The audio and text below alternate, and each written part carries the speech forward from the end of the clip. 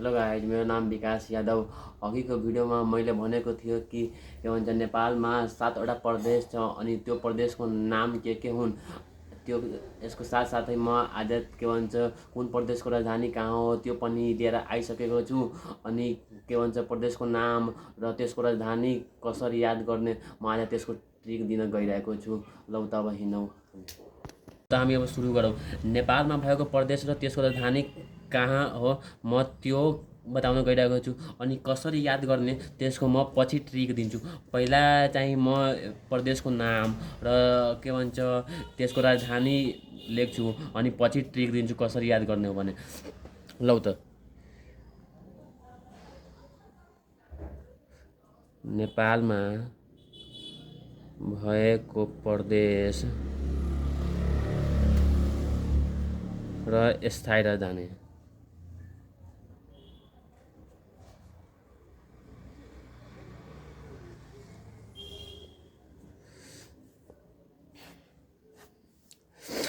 यहाँ प्रदेशको नाम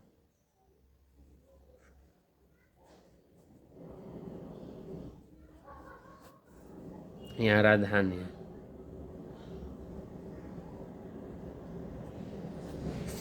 म चाहिँ अघिको भिडियोमा भनेको थिएँ के भन्छ अघिको भिडियोमा मैले भनेको थिएँ कि कुन प्रदेशमा कतिवटा जिल्ला छ भने कसरी याद गर्ने। त्यही कोडको हिसाबले हामी जान्छौँ। एउटा मैले कोड भनेको थियो त्यो कोड याद गर्नलाई, अनि त्यही कोडको हिसाबले हामी जान्छौँ।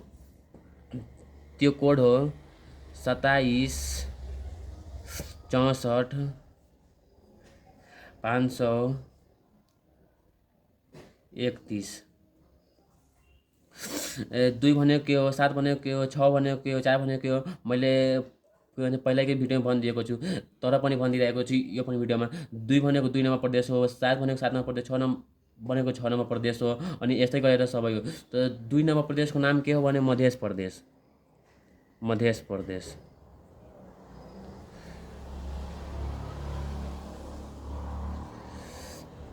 मध्य प्रदेश। 7 नम्बर प्रदेशको नाम हो सुदूरपश्चिम।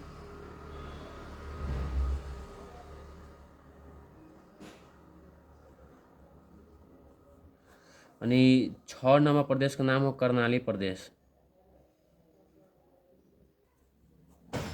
4 नम्बर प्रदेशको नाम हो गण्डकी प्रदेश। 5 नम्बर प्रदेशको नाम हो लुम्बिनी प्रदेश।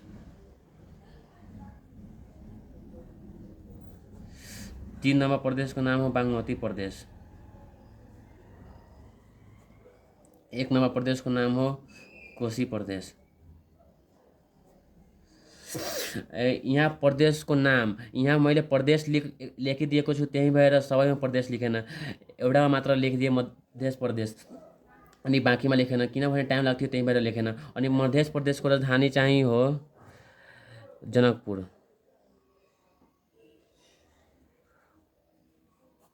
फेरि सुदूरपश्चिम प्रदेशको राजधानी हो गोदावरी।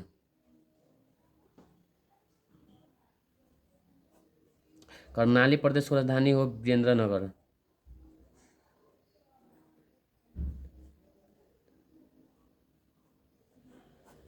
गण्डकी प्रदेशको राजधानी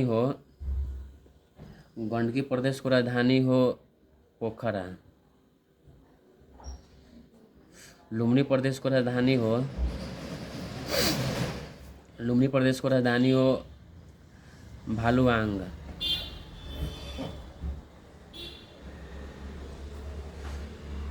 बागमती प्रदेशको राजधानी हो हेटौडा। कोशी प्रदेशको राजधानी हो विराटनगर।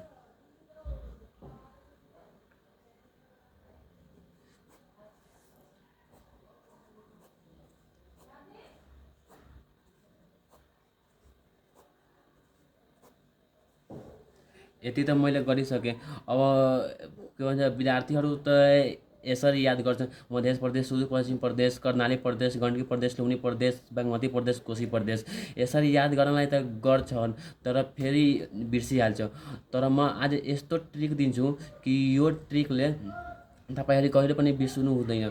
ठिक छ, म अब ट्रिक दिन गइरहेको छु। प्रदेशको नाम चाहिँ कसरी याद गर्ने त्यसको ट्रिक हो म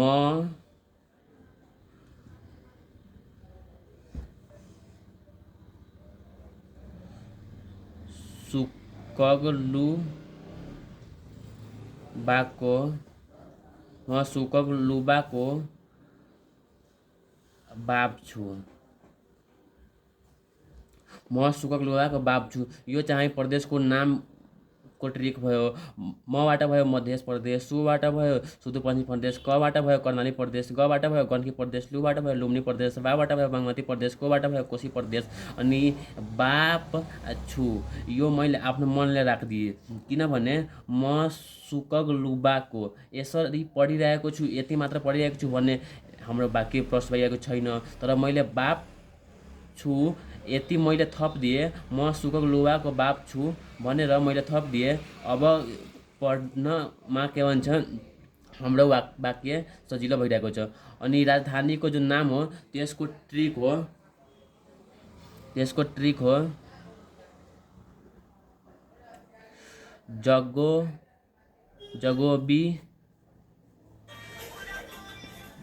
जगोबी के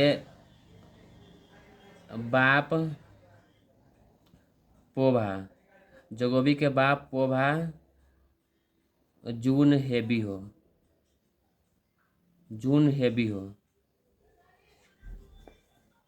जबाट भयो जनकपुर, गोबाट भयो गोदावरी, बीबाट भयो वीरेन्द्रनगर। अनि के बाप आफ्नो मनले मैले थपिदिएँ। पोबाट भयो पोखरा, भाबाट भयो भालुवाङ,